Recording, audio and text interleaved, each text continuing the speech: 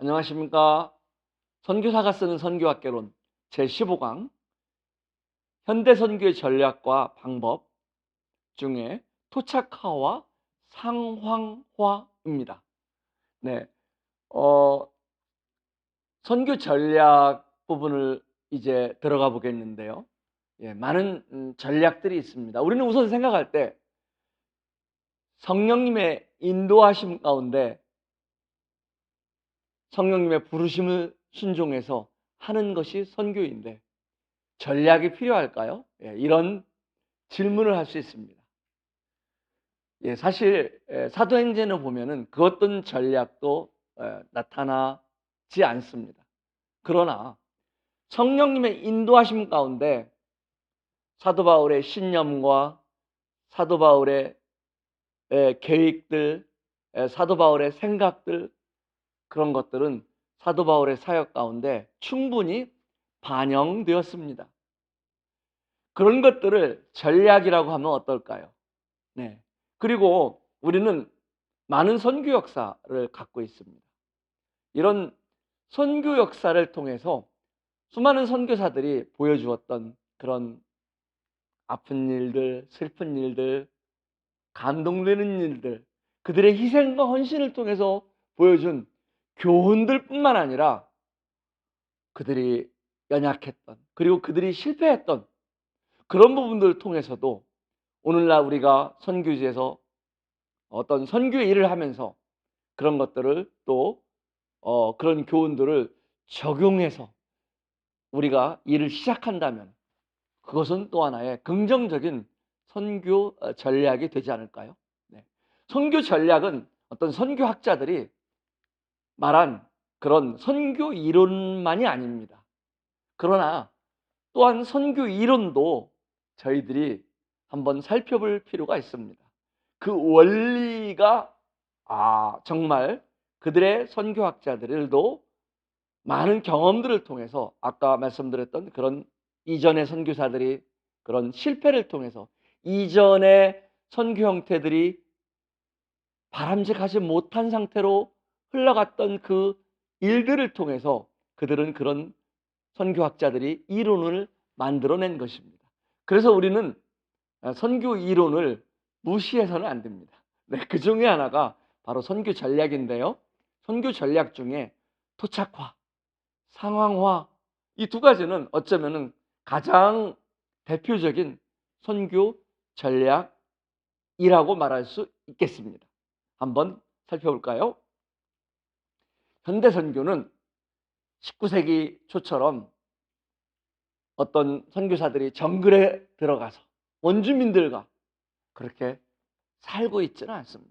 저는 네팔에 있을 때 우리 단기 선교 팀들이 네팔에 온다 하면은 꼭 제가 밀림 속의 십자가라든가 이런 짐 엘리엇에 관한 책이라든가 그다음에 허드슨 테일러의 생애 이런 것들은 읽고 오지 말라고 합니다. 왜냐하면은 허드슨 테일러의 생애, 짐 엘리엇의 어떤 그런 전기 그리고 이런 그 수많은 선교사들의 그런 전기를 읽고 교훈을 얻는 것은 좋은데 그때의 상황을 지금의 상황과 같으리라 생각하고 그들이 오는 거예요. 그래서 선교사님 생각보다 선교사님 집이 너무 좋아요. 이런 이야기를 할 수 있어요. 또 어떤 사람은 선교사님 왜 선교사님은 저 부족들과 살지 않고 도시에 살고 있어요? 이런 질문을 할 수도 있습니다. 현대 선교는 벌써 200년이 지난 지금은 많은 그런 선교지의 변화에 따라서 선교 전략도 변화되고 있습니다. 그 전략에 따라서 지금은 변화된 모습으로 또 선교사들이 세계 각곳에서 일하고 있고요.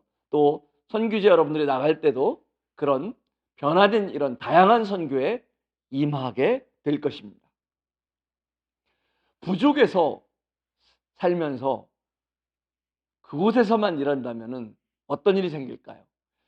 보통 이런 이런 GBT라든가 그런 위클리프 선교단체는 성경 번역을 하는 단체입니다.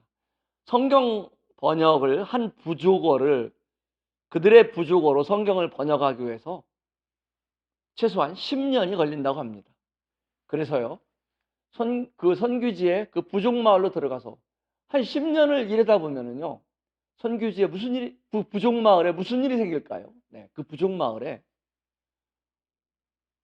인터넷이 들어오고, TV가 들어오고, 그들이 옷을 입기 시작하고, 그들이 축구를 시작하고, 네, 또 그들의 부족어가 아닌 그 나라의 표준어를 그들이 말하기 시작하고요. 또 그들의 자녀들이 전부 그 수도로 가서 공부를 하고요. 그 부족 마을에는 아주 노인들만 남게 되는. 이래서 부족이 해체되고 도시화되고 이런 빠른 속도의 선교 사역들이 직면하고 있습니다. 또 초기 선교는 대부분 식민지 시대로 이런 복음과 함께 이런 자국의 문화도 정말 그 발전된 문화와 함께 힘있게 들어갈 수 있었어요. 그 식민지의 통치하는 그 제국주의의 힘과 함께 같이 정말 힘있게 들어갈 수 있었습니다. 그런데 이제 점점 선교지는 바뀌기 시작했죠. 그들의 민족주의가 발달되고요. 그들의 또 자국 보호 정책이 발달되면서 그래서 기독교는 이제 또 이 전도는 선교는 점점 반대에 부딪히게 됩니다. 그럴 때 윌리엄 캐리 이후의 선교 전략은 선교 기지 전략을 사용하게 됩니다.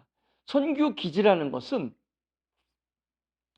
바로 선교사가 선교지에 들어가면은 이 몇천 평 큰 땅을 사서요. 그곳에 담을 치고 교회와 고아원, 학교, 이런 병원 이런 것들을 세우고 그리고 현지인들을 고용해서 그곳에서 복음을 전하고 그곳에서 구원받으면 또 교회를 이루고 그래서 그 정말 선교 기지 내에서 선교사들이 안전하게 보호받으면서 활동했고 그 선교 기지에서 가끔씩 이렇게 바깥으로 나가면서 선교지를 경험하는 이런 형태의 선교 활동을 했습니다.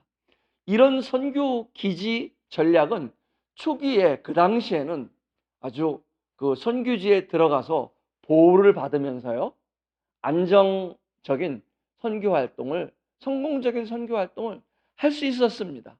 그런데 점점 문제가 생기기 시작했어요. 라이스 크리스찬이 생기기 시작한 것입니다. 직원으로 채용되었으니까 그냥 예수님 믿어주는 거예요. 그냥 구원 받아주는 거예요. 그리고 교회에 나가주는 거예요. 직원이니까. 또 선교사들과 관계로 인해서. 그래서 그들은 일요일 날은 하나님을 믿는 사람이고 또 주중에 퇴근을 하면은 그들의 가족들과 함께 있을 때는 그 선교기지 밖으로 벗어나면은 그들은 현지의 종교를 믿는 그런 썬데이 크리스찬의 일들이 생기고 말았습니다. 뿐만 아니라 선교사들은 현지의 문화를 배울 기회가 없었어요. 늘 선교 기지 안에서만 활동하니까 그런 영국식 자켓, 또 영국식 어떤 식사, 또 영국식 어떤 파티, 뭐 이런 자문화 우월주의인지도 모르고 그 속에서 선교 활동을 해 나갔던 것입니다. 또한 이런 일들로 인해서 결국은 안정적이고 또 보호를 받으면서 초기의 선교사들이 또 많은 접촉 포인트로서 현지인들이 고용할 수 있는 그런 또 효과적으로 사용되었지만은 이런 결국은 이 큰 이 울타리는 결국은 선교지와 선교기지 사이에 담을 만들게 됐고요. 선교지와 선교기지는 분리되었습니다. 그리고 그 분리되고 또한 괴리감이 생기기 시작했습니다. 이것이 바로 토착화라는 이론이 나온 배경입니다. 이런 선교기지 전략으로는 안 되겠구나. 그래서 어떻게 현지인들을 세우고 또 현지인들의 속으로 들어가고 또 현지인들이 스스로 자립시키고 이런 것들을 할 수 있을까? 이런 고민을 가운데 생겨난 이론이 바로 이 네비우스 선교 전략이고 토착화, 대표적으로 토착화 이론입니다. 네비우스 선교사는 사실은 미국 장로교 소속 선교사로 중국에서 활동을 했습니다. 1856년 중국에 건너가서 이렇게 선교사로 일했지만은 사실 큰 이런 이론을 갖고 시작했지만은 성과를 거두지 못했습니다. 그런데 이 네비우스 선교사가 안식년을 갈 때 한국에 들리게 됩니다. 그래서 한국에 들려서 이런 한국의 장로교 언더우드라든가 이런 장로교 선교사들에게 이 선교 전략을 말해줍니다.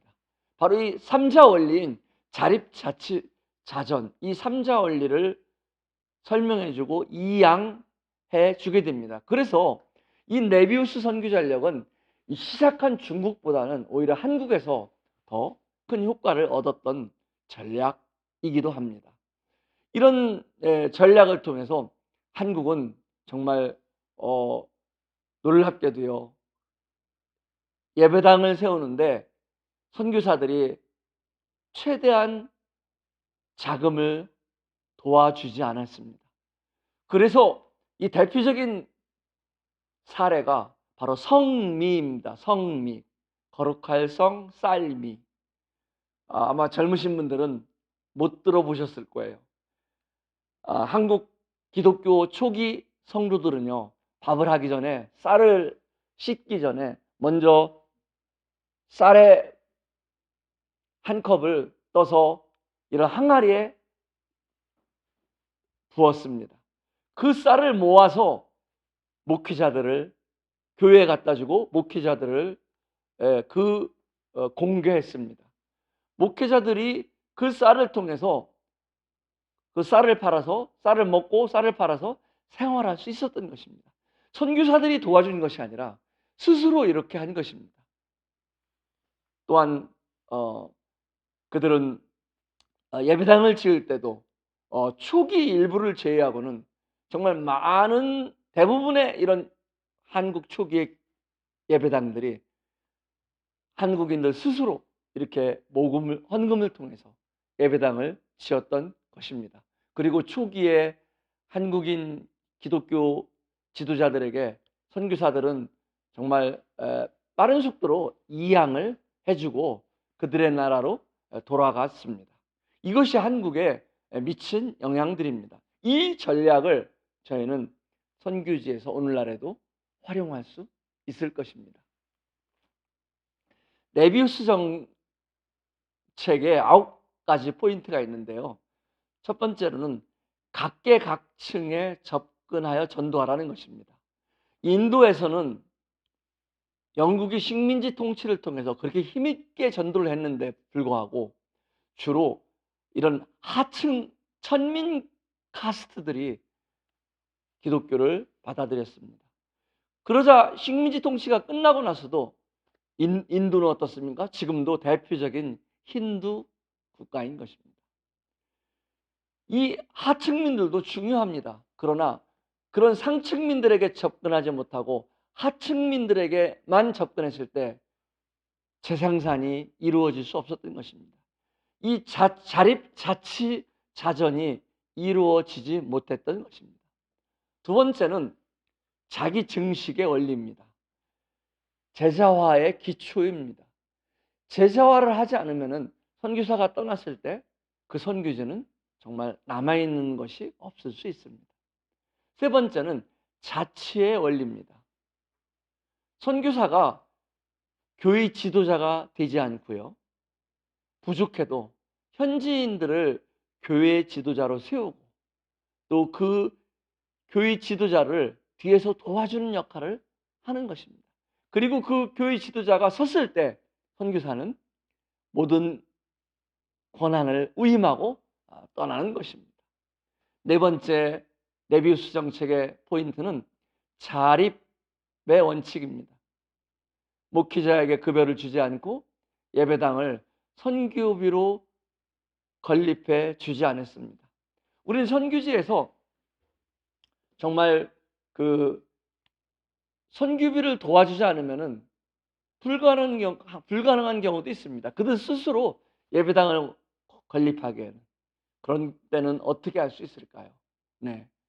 그들이 아무리 가난해도요, 그들 중에는 땅이 있는 성도들이 있습니다.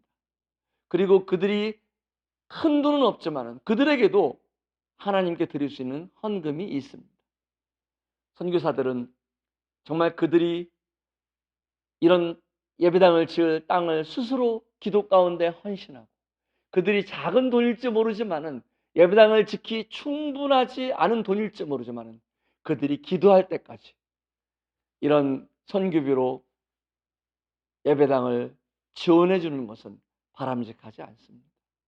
그들의 헌신 후에 그들의 희생 후에 나중에 선교사들이 정말 도와줄 수는 있지만은 처음부터 선교비로 예배당을 짓는다면 지나가는 사람들은 그 예배당을 보고 아, 저거 한국에서 지어준 교회야. 저거 미국에서 지어준 교회래. 그렇게 손가락질 할 것입니다.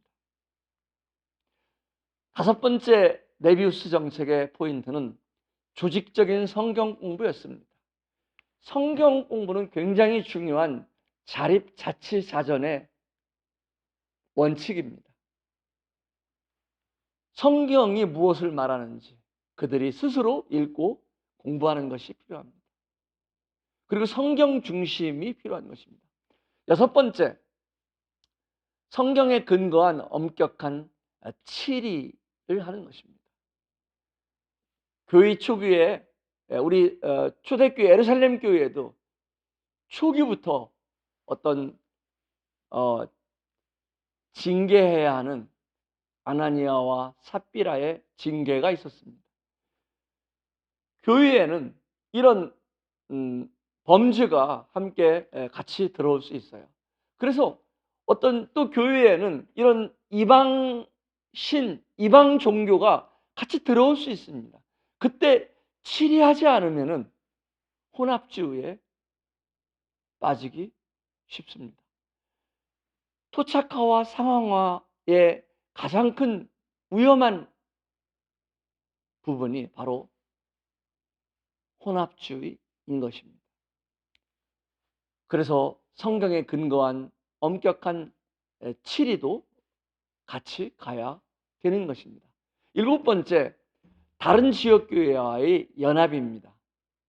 오늘날도 선교지를 보면은 경쟁하고요, 선교사들끼리 또 중복되고요.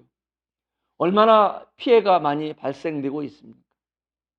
정말 이런 지역교회와 연합해서 할 때 사실 지역교회는 각각 독립적으로 존재하지만은 하나님의 우주적인 교회는 하나인 것입니다. 그 교회가 연합해서 함께하는 것들이 필요합니다. 여덟 번째는 법적, 정치적 문제는 간섭하지 않는 거였습니다.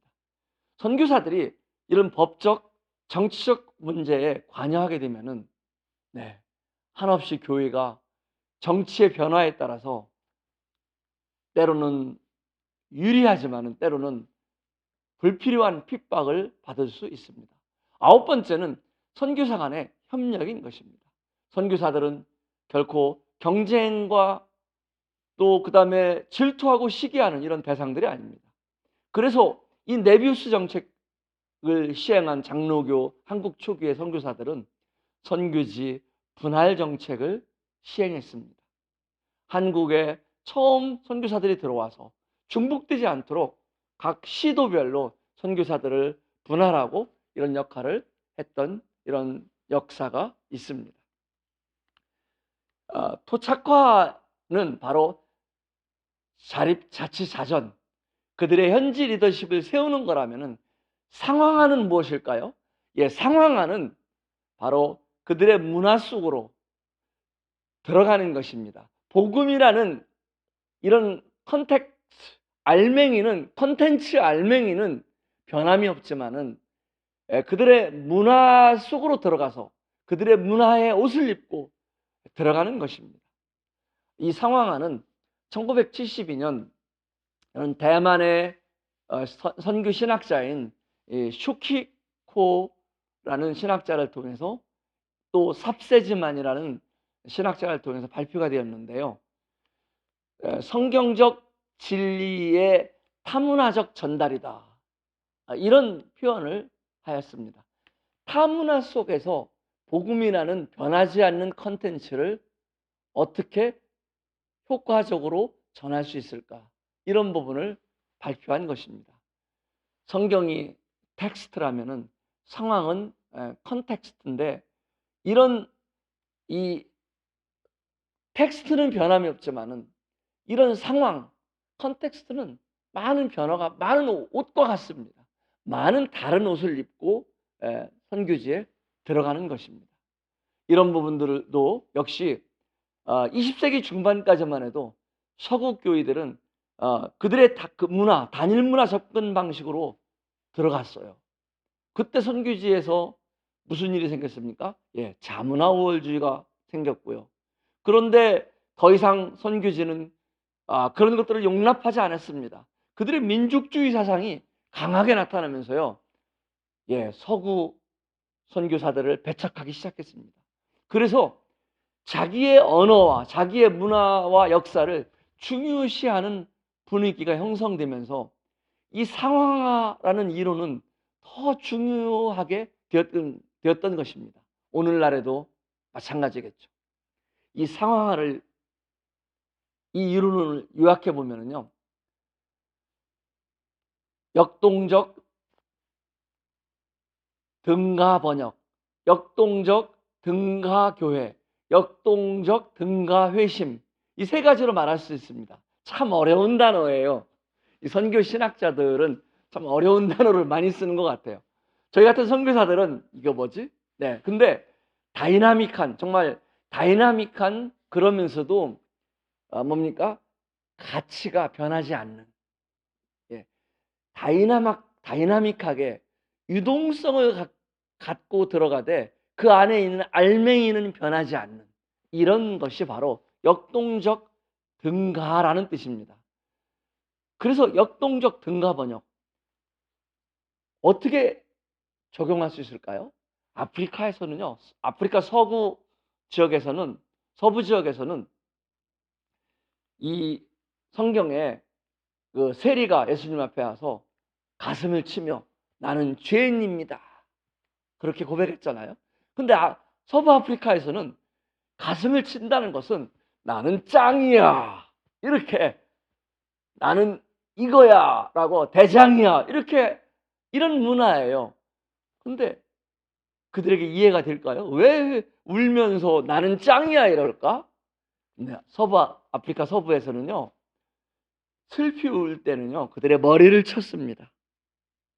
예, 이런 것들을 고려할 때 원어적으로는 가슴을 치며지만은 그 밑에 각주에 아프리카에서는 머리를 치며 이렇게 각주를 단다면은 아프리카 사람들이 이 성경을 원래의 의미를 바꾸지 않게 하면서도 성경의 의미를 더 이해할 수 있겠죠. 이것이 역동적 등가 번역입니다. 역동적 등가 교회는 무엇일까요? 저는요, 어느 날 그런 생각을 해봤어요. 왜 한국의 교회가 그렇게 뾰족하게 종탑을 세워야 되지? 그렇게 높게 도시마다 종탑을 세워야 되지? 네. 서구 유럽의 문화가 한국에 그대로 들어온 것입니다. 교회는 에클레시아, 하나님의 몸된 교회인데 그들의 서구 유럽의 문화까지도, 예배당의 문화까지도 그대로 한국에 들어왔어요. 우리는 똑같이 아프리카에 가서 그런 교회를 세울 수 있을까요? 네, 세울 수 있다는 것입니다. 네팔에 가서 그런 교회를 세울 수 있다는 것입니다. 그래서 그런 교회를 세우지 말고 그들의 문화에 맞는, 그들의 건축 양식에 맞는 교회를 세우라는 겁니다. 그것이 예배 순서도 마찬가지겠죠. 한국 스타일로 하는 것이 아니라 그들의 스타일에 맞춰서, 그들의 문화에 맞춰서 성경의 내용, 변함없는 내용들을 전하고 성경의 변함없는 내용대로 세우라는 것입니다. 세 번째, 역동적 등가 회심. 이것은 정말 구원받는 하나님의 역사는 동일하지만은 그들에게 있어서 예를 들자면 침례라든가 이런, 아니면 그들에게 어떤 그런 구원받기까지 그런 과정들, 이런 것들이 쉽지 않은 나라가 있을 수 있어요. 무슬림 국가 같은 데에서는 그렇게 쉽게 자기 신앙을 고백하고요. 또 공산권 같은 나라에서는 그렇게 쉽게 자기의 신앙을 공개적으로 말할 수가 없겠죠. 이런 부분들을 각 나라별로, 성경적 원리는 동일하지만 각 나라별로 이런 문화를 고려해서 선교하는, 이런 것이 바로 상황화의 포인트입니다. 그런데 이런 상황화는 항상 혼합주의와 문화 상대주의에 빠질 수 있다는 거예요. 그들의 문화를 존중하다, 무조건 존중하는 것이 문화 상대주의입니다. 또 그들의 문화와 성경의 문화를 같이 짬뽕, 같이 섞는 것이 혼합주의겠죠. 이런 혼합주의에 빠지면은 큰일 나겠죠. 열왕기하 17장 33절에서도 이와 같이 그들이 여호와도 경외하고 또한 어디서부터 옮겨왔든지 그 민족의 풍습대로 자기의 신들도 섬겼다. 이스라엘 하나님과 이방신이 섞여가는 거예요. 그래서 그들은 타락의 길로 가게 되었던 것입니다. 이것이 혼합주의입니다. 그리고 또 이스라엘 백성들은요, 사무엘상 8장 5절에 보면은 우리도 다른 나라와 같이 왕들을 세우게, 그 왕들이 우리를 다스리게 해주세요. 남의 나라의 제도를 요구하는 것입니다. 다른 나라의 제도가 더 좋아 보이는 거예요. 우린 선교사가 탈문화를 하고 그들의 문화를 존중해야 한다고 해서 그들의 이방적인 문화, 이교도적인 문화까지도 그냥 받아들인다면 우리는 문화 상대주의에 빠질 수 있다는 것입니다. 이것이 혼합주의와 문화 상대주의 부분이고요. 이 부분을 토착화와 상황화라는 것은 우리 선교 전략의 중요한 부분이지만은 이 두 가지 부분을 조심해야 된다는 겁니다. 감사합니다.